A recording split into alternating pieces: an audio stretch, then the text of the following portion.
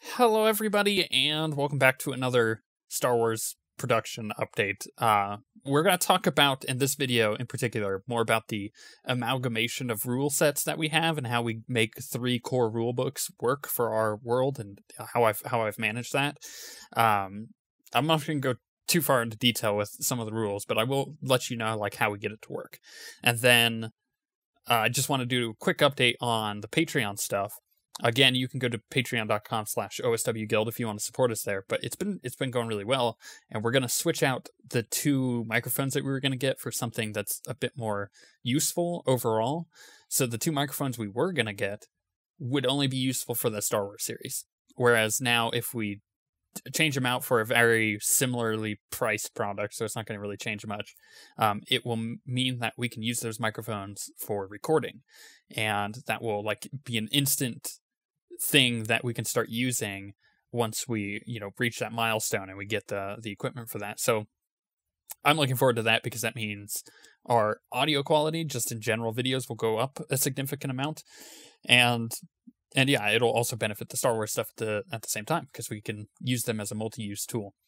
That being said, I also wanted to quickly mention that some people were confused, especially if they hadn't watched the Patreon video, that they thought they had to give certain amounts of money if they were going to go in on the Patreon, but you don't. You could give any amount that you want to. You give like $1 if you really wanted to, but there are certain rewards that you get from hitting certain thresholds, and when you hit those thresholds, it's accumulative. So if you gave, $250 now, and then $250 again in the future, you'd have the 5 saved up, and we have all the stats on that, so we could track that, and then you would get the $5 reward. So that's how that'll work.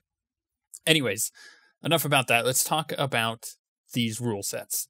So in the Star Wars RPG from Fantasy Flight, you have 3 rule books. You have Age of Rebellion, Edge of the Empire, and Force of Destiny.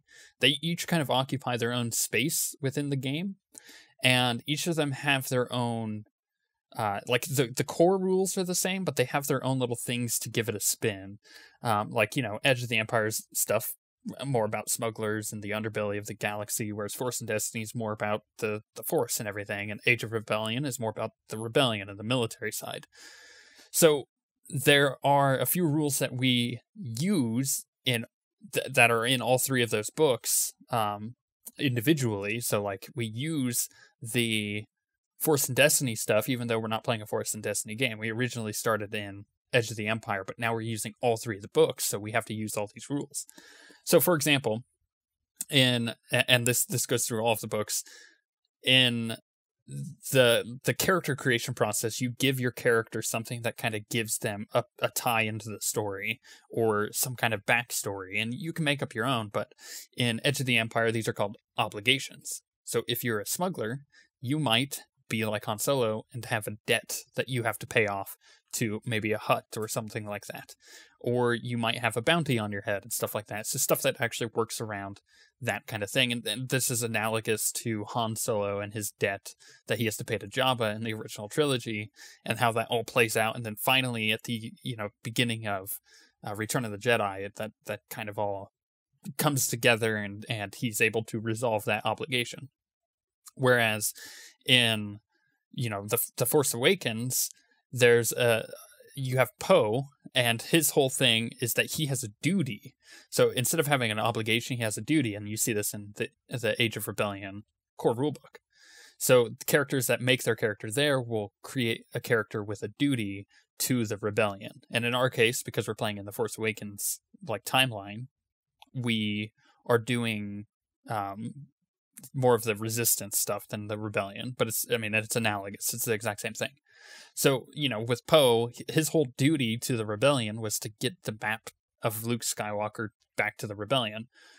Now, obviously, things happen in the movie where he wasn't able to do that. So, this another good example is Princess Leia's duty to the rebellion was to get to get to Obi-Wan Kenobi and get the R2 unit out there and everything, because the Death Star, and she her whole duty was to make sure that either the Death Star got destroyed or the rebellion found out about it before she died. So it's kind of like a cool little thing about those characters that are more connected to the military side of things.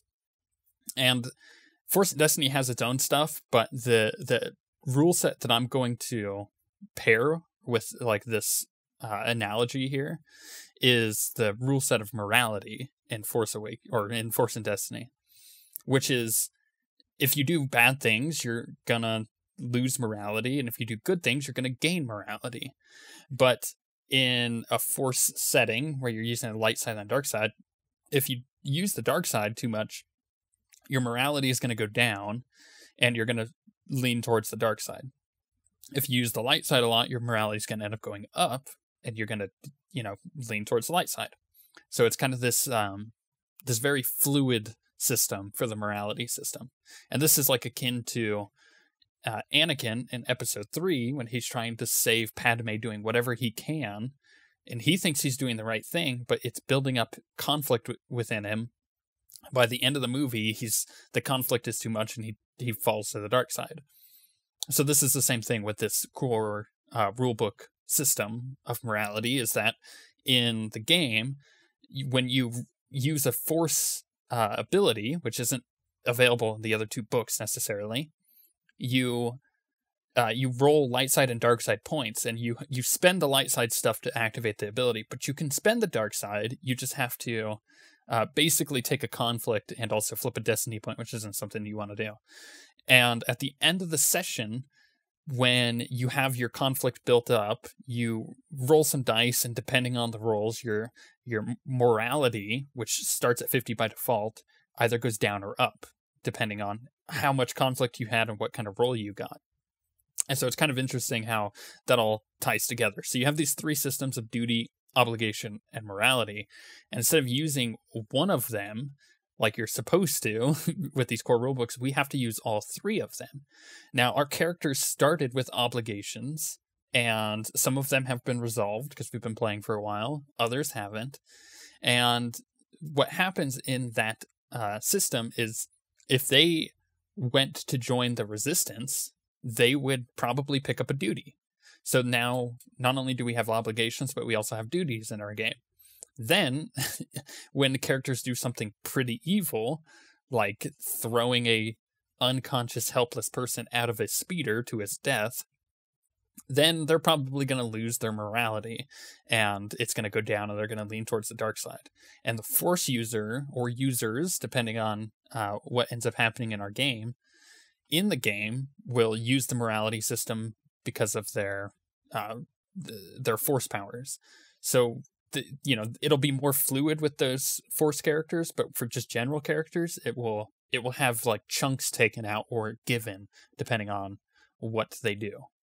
Now, those rules are pretty easy to take from each of the books and put it into one game. I mean, it makes a lot of sense in most ways if you're not necessarily spending most of your time in one part of the galaxy and you're kind of spreading out. But a rule set that you don't necessarily think about, but is very relevant to the 3 books, is that of combat. And combat does change through the 3 books. So in Age of Rebellion, you have a lot more military scale things going on. You're fighting AT-ATs and AT-STs and large, giant ships and things. So what ends up happening is your guys are fighting on the planetary scale, which involves like ships and stuff, to the personal scale, which are the individual people. So you're using a lot of heavy artillery and rocket launchers and stuff to bring these big things down, and it's cool set pieces. Whereas in like Force and Destiny, you have lightsabers, and you're having these duels, and you have Force powers that are affecting large portions of a battle.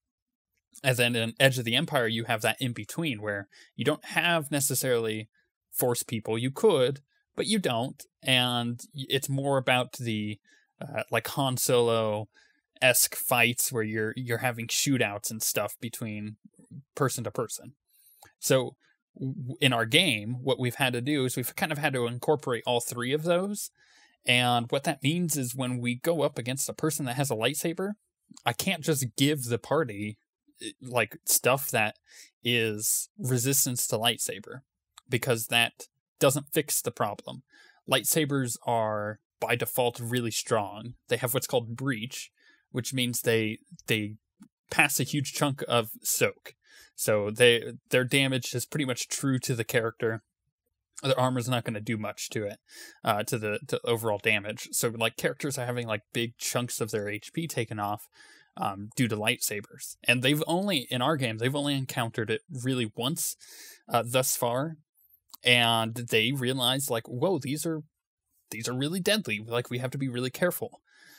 And as a person who's kind of amalgamating all these rules, and where in Edge of the Empire, you're not necessarily getting to go against lightsabers, so the game isn't balanced around that, then you basically have to determine, how do you put the lightsabers in the game? Do you make them super overpowered?